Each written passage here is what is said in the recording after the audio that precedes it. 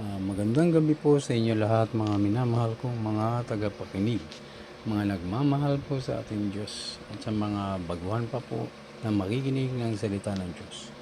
Ang ating pong topic sa ngayon ay bakit marami pa rin ang naniniwala sa mga himala na nagpakita raw si Jesus o kung sino pa man.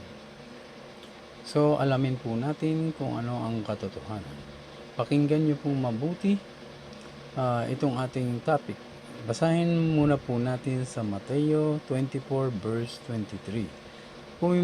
Kung may magsasabi sa inyo, narito ang Kristo o naroon siya, huwag kayong maniniwala. So iyan po ang mahigpit na bili ng Panginoong Jesus sa Mateo 24 verse 23. Nang siya ay nandito pa sa lupa. Pero bakit marami pa rin naniniwala kaagad na kapag may nagsabi sa isang lugar o sa ibang bansa na naroon daw si Jesus o sino pa man at naghimala pa, nasa puno at nakita o nakaukit ang kanyang larawan. So, ipinagpaalala na po sa atin ng Panginoon ang verse na ito. Nagpakita daw siya sa ibang tao, gaya nga ng sinabi ni Jesus.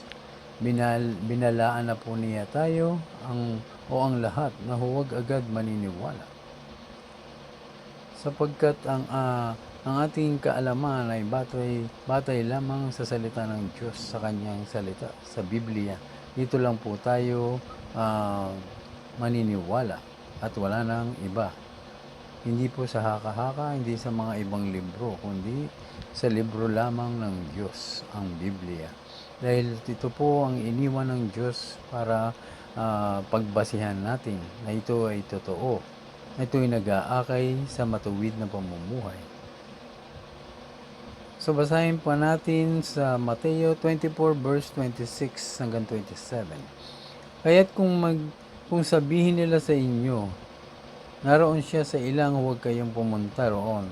Kung sabihin naman nilang naroon siya sa silid, huwag kayong maniniwala. Sapagkat darating ang anak ng tao na parang kidlat na gumuguhit mula sa silangan hanggang sa kanluran. So tandaan po natin na pwedeng magparamdam ang Panginoong Jesus sa pamamagitan ng panaginip.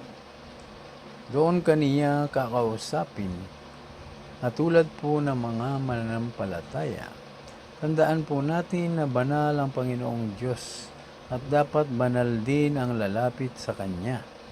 Tulad ng mga taong tumalikod sa kasalanan, gumagawa ng kalugod-lugod sa Diyos, gumagawa ng mabuti sa araw-araw, nananalangin palagi ilang beses sa isang araw, at nagbabasa at nag-aaral ng salita ng Diyos araw at gabi.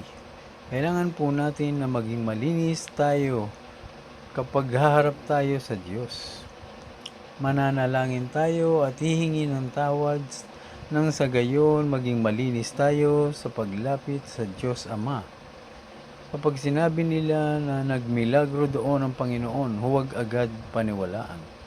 Pinagpauna na po ito ng Panginoong Jesus nang siya'y narito pa sa lupa na ating nabasa.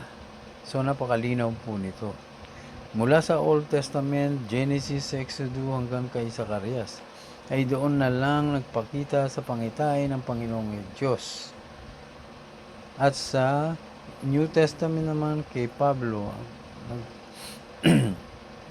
nagkaroon siya ng pangitain o nakasisilaw na liwanag mula sa Panginoong Hesus. Ito po ay nangyari sa Damascus nang siya ay papunta pa lang. So ito po ang pangitain ng Diyos sa mga propeta. At sa New Testament naman ay sinugo ng Diyos ang kanyang bugtong na anak. Ang salita ng Diyos at ang kanyang salita ay naging tao, nanahan at nakasama ng mga disipulo ni Jesus. Sila halos ang nakakita ng mga himala ng Panginoong Yesus. So sa aking experience nang ako'y tumalikod sa aking mga kasalanan, doon lang nagsimulang mangusap ang Diyos sa akin sa pamamagitan ng pangitain habang ako'y natutulog.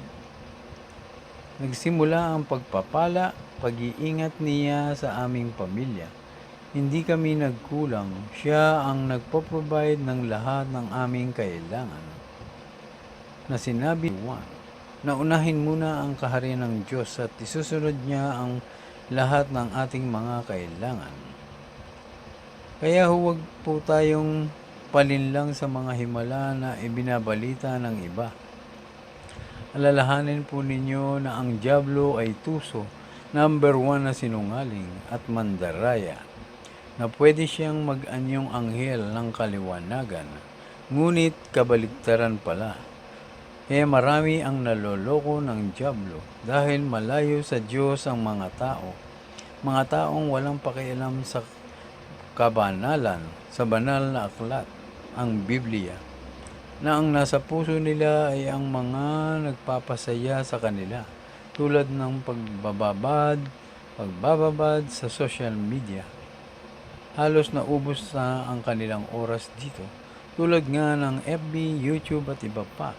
Iyan ang nasa isip nila. Hindi nila nalalaman ang sinabi ng Panginoong Hesus sa kanyang biglaang pagdating.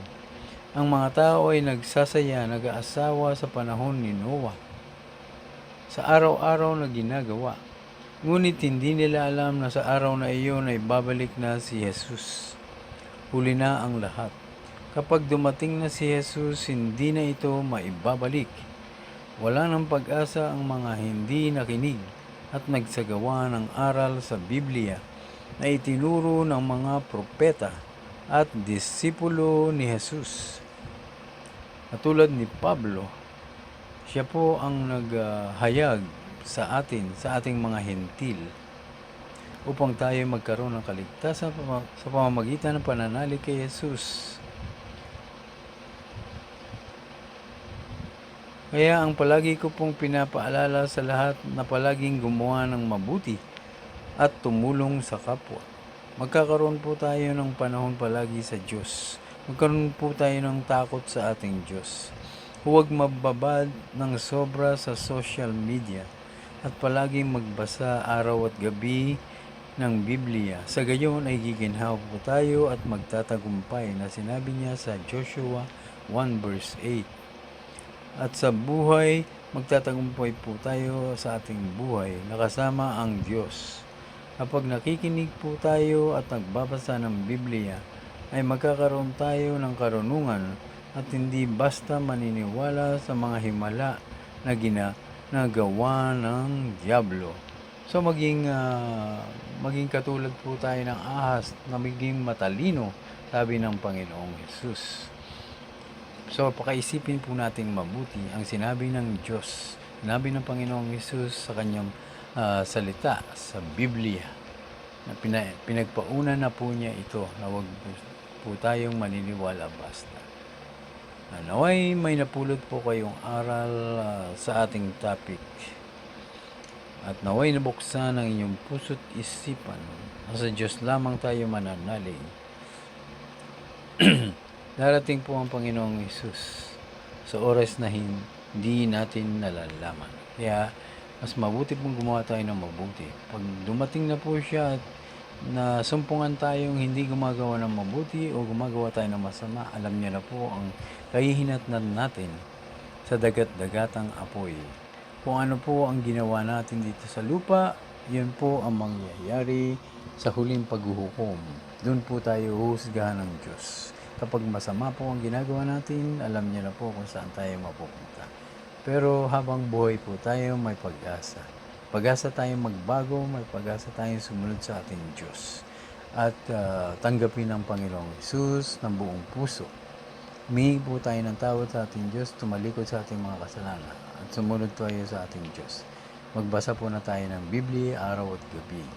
Nang sa gayong giginhawa po tayo magtatagumpay sa buhay. At palaging manalangin ilang beses sa isang araw upang tayo'y malayo sa tukso at lagi po tayo magtagumpay.